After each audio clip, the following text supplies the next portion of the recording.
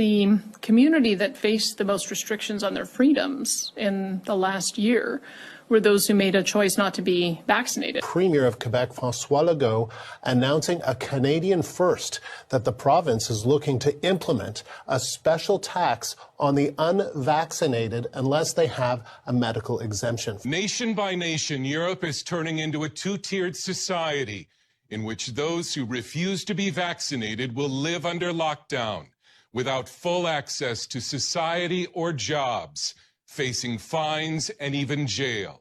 Tonight, millions of unvaccinated Austrians on lockdown for at least the next 10 days. An order from the government as the country tries to slow the spread of the coronavirus. The unvaccinated have already been in lockdown for almost a month.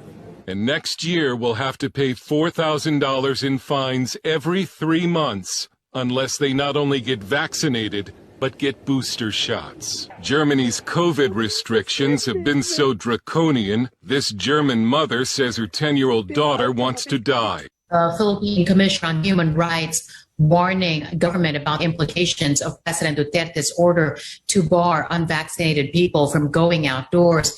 The CHR says the order may result in undue discrimination. Probably don't see like this as two different classes of people. If you're vaccinated or if you're unvaccinated, you have all these rights. If you are vaccinated, that is what it is. So, yep.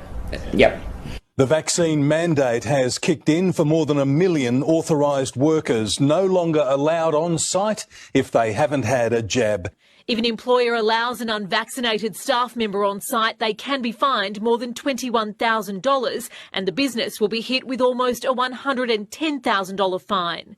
Workers who falsely claim they've had the jab will wear a $10,000 fine. There's people that don't want this mandatory vaccine. How do we manage this? Well, then they won't be going to work. Okay. It's very, very simple. But don't think you can get on a plane or a train besides vaccinated people and put them at risk. Queensland is punishing unvaccinated teachers, docking their pay for the next 18 weeks. OK, so we think it's safe enough for you to come in and to teach our kids in the classroom, to do the job, but we're not going to pay you what we pay the other teachers. I don't know about this. The fingerprints of unvaccinated teachers in New York City were allegedly sent to the FBI with problem codes flagged on them. When the city puts these problem codes on employees who have been terminated because of their unconstitutional policies, not only do they have this flag in their files, but their fingerprints are sent with that flag to the FBI and the New York Criminal Justice Services. With every teacher job, fingerprints are essential. So whatever job I decide to pursue, they will have to get my fingerprints and do the necessary search to see if there are any flags. And now I know I have these flags. Anka Mrak-Taritaš, 4. studeni 2021. Citiram, sada je trenutak da se kaže ljudima, ne možete više nigdje ako niste cijepljeni. This morning, it's a race against time for DJ Ferguson and his family. The 31-year-old father of 2 with a third baby on the way desperately needs a heart transplant.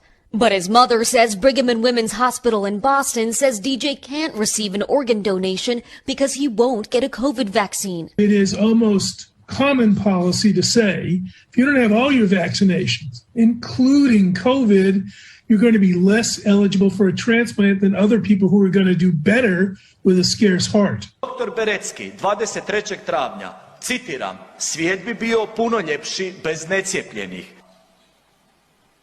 Sramite se. Sram neka vas bude. So they have been the most discriminated against group that I've ever witnessed in my lifetime. That's a pretty extreme level of discrimination that we have seen. But this has been an extraordinary time in the last year in particular.